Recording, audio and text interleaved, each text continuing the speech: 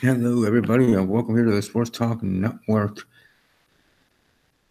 And specifically, welcome here to my Riverdale reviewing theories here for this specific episode of this week, Season 3, Episode number 11, that was entitled Chapter 46, The Black Dahlia.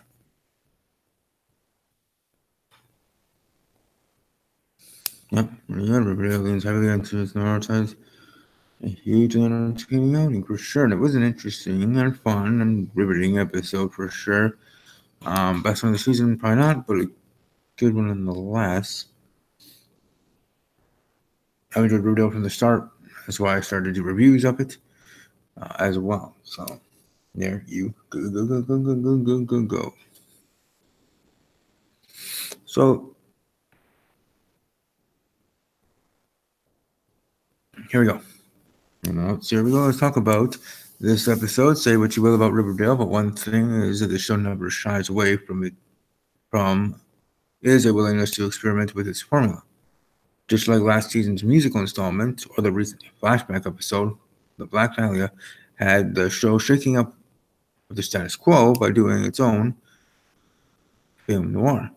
Talk about stick to the status quo. That reminds me of High School Musical. Stick to the status quo, the song High School Musical 1.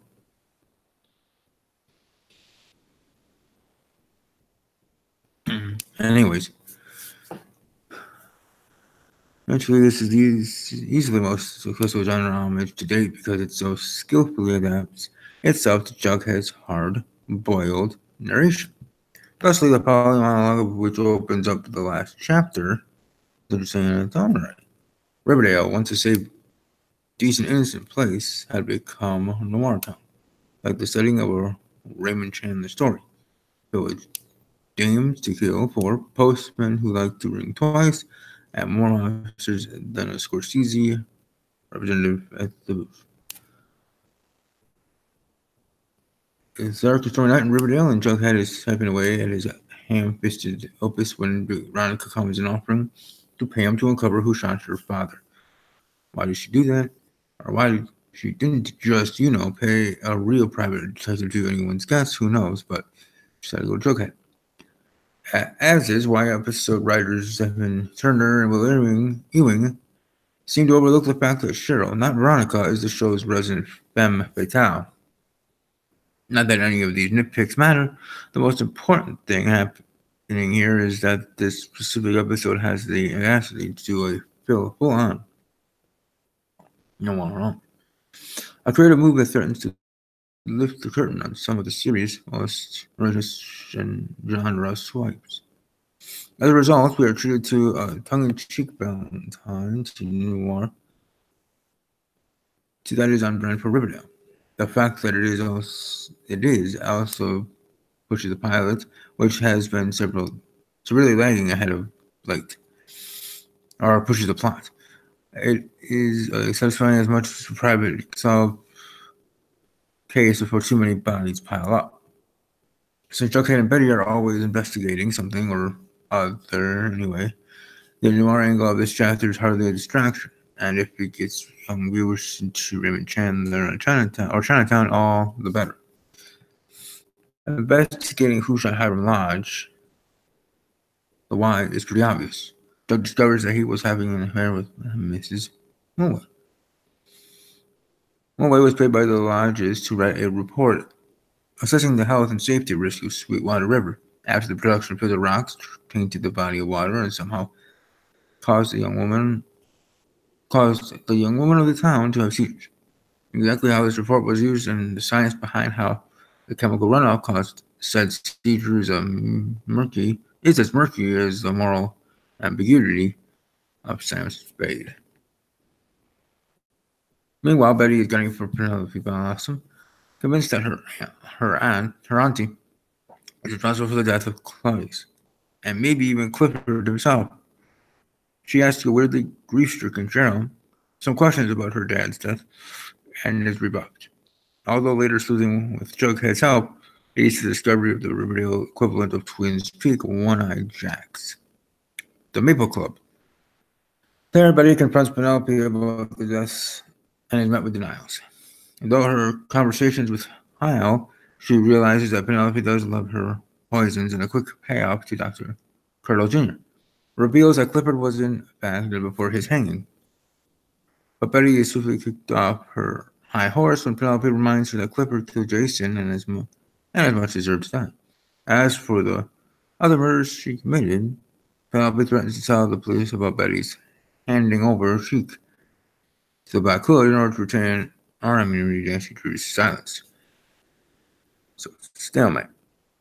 In that regard, but as for good old Jughead, he unveils a conspiracy involving the real motives behind the town's brief quarantine, as well as the shocking truth that Sheriff Bennett is alive and well and having an affair with Hermione. And oh yeah, they are both plotting to kill Hiram and frame FP for the crime. Friendly Jughead tells FP his findings only come face to face with another bombshell, namely that his dad shot Hiram. FP was holding a grudge about what Hiram's action resulted in Jughead being left for dead on riot night. So he got his best served cold dish of revenge. Together they turn the tables on Hermione and manage to solve the problem of that tall boy running away in Tilton's bunker at the same time. The power of family.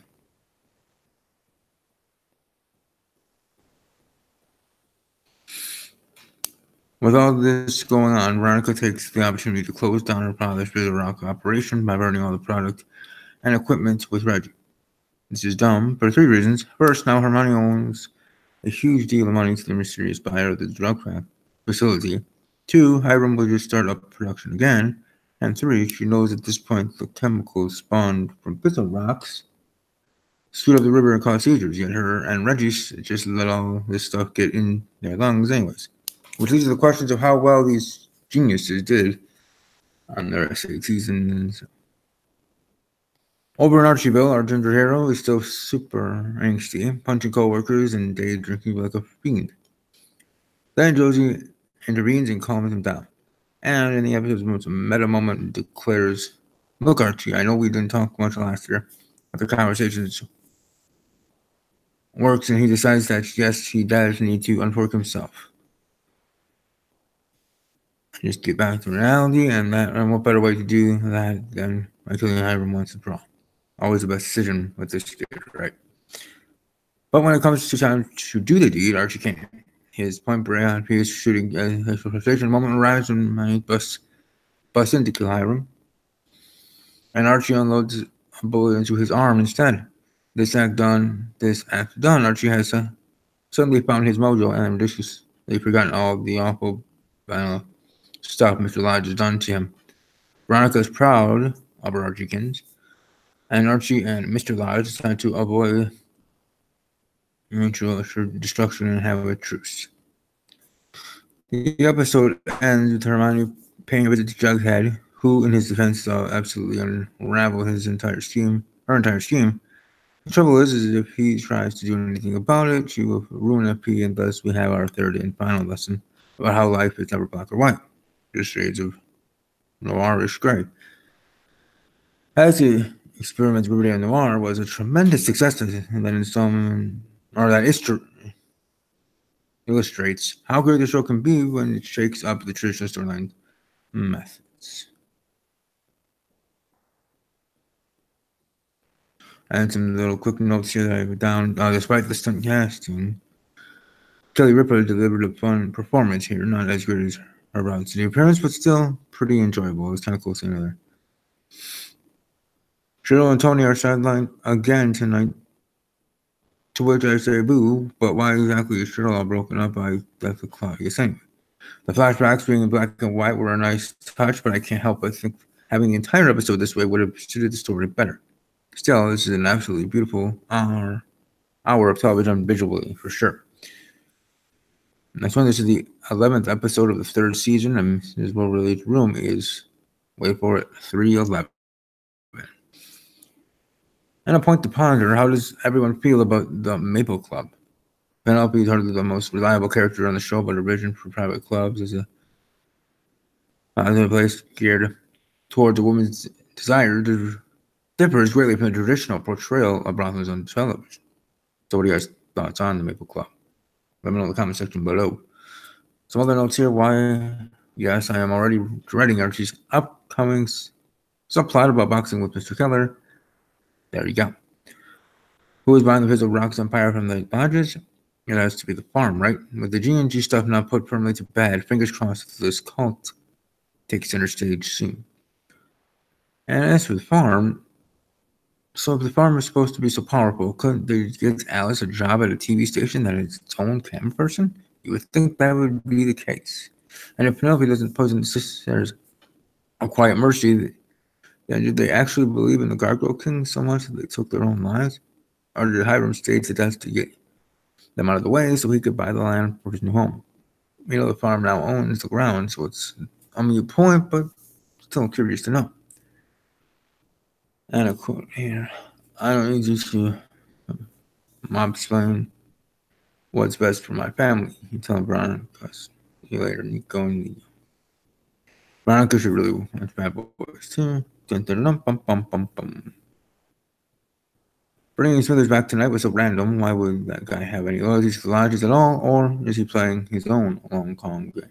I know he just announced a Katie Keene spin-off, but could we please just get a Dr. Curly Jr. one as well? I mean, that guy is pretty good. And Archie's going to be singing again soon. We've been warned. We're looking forward to it.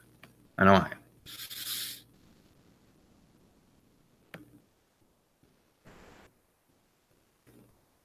So there, that's the review. Sorry for the close there. But all in all, awesome, good, intriguing episode. A lot of twists and turns. And now we get close to the season finale. And that's gonna be awesome.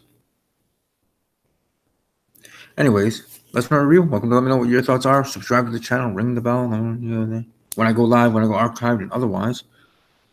Hope you all have a great rest of your day. Enjoy within your area and above all else.